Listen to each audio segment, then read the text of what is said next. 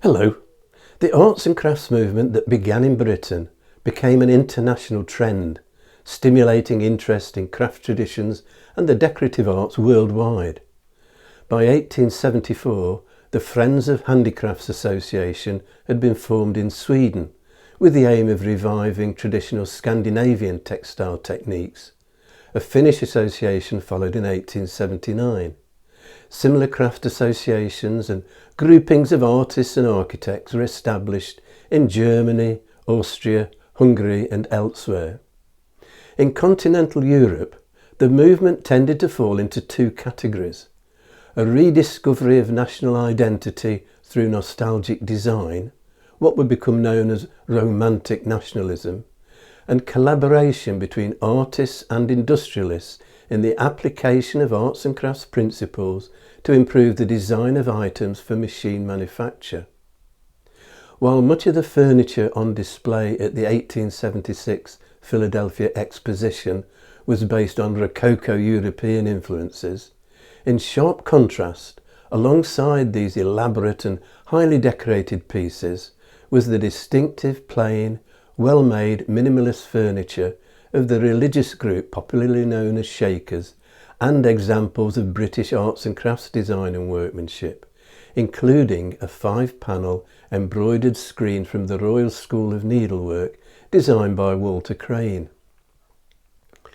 Architect, designer and enthusiastic promoter of the arts and crafts aesthetic Charles Ashby, and influential artist, illustrator, designer, writer and teacher Walter Crane both lectured and exhibited in the United States, and although neither John Ruskin nor Willam Morris visited America, their books were hugely popular bestsellers.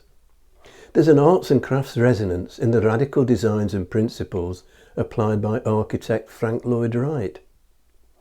Charles Ashby was particularly impressed with the design unity in the houses created and furnished by architect brothers Charles Sumner Green and Henry Mather Green in California.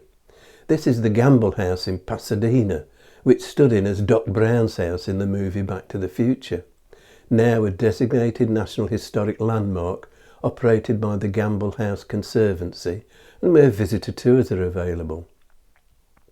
Several idealist artisan communities are established in America. Most were short-lived.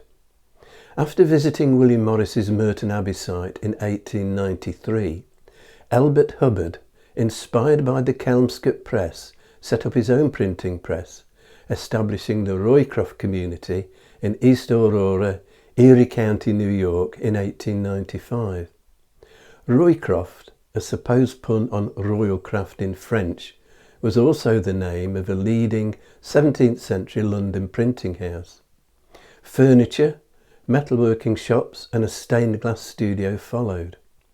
Hubbard was an astute marketer of his designs and commercially focused, but the business was experiencing financial problems in an increasingly competitive market when he died in 1915. A gradual decline continued under his son, and Roycroft finally closed in 1938. Roycroft Campus, which includes an inn, was awarded National Historic Landmark status in 1986 and opened to the public after restoration in 1995. Gustav Stickley, who learned furniture making at his uncle's chair factory, read the works of Willam Morris and John Ruskin, visited Britain in 1898, gaining first-hand experience of the arts and crafts movement, and set up in business as the United Crafts. In 1901 he launched the Craftsman, a magazine promoting arts and crafts, edited by Irene Sargent, a professor at New York Syracuse University. Issue 1 celebrated Willam Morris, Issue 2 featured John Ruskin. Stickley's interior designs for his own home in Syracuse, which he'd bought in 1900, appeared in the December 1902 issue of the Craftsman.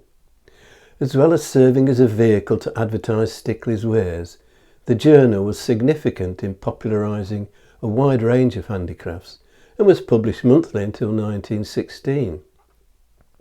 United Crafts became Craftsman workshops in 1903, offering what Stickley termed new furniture, reflecting the arts and crafts principles of simplicity, utility and honest materials.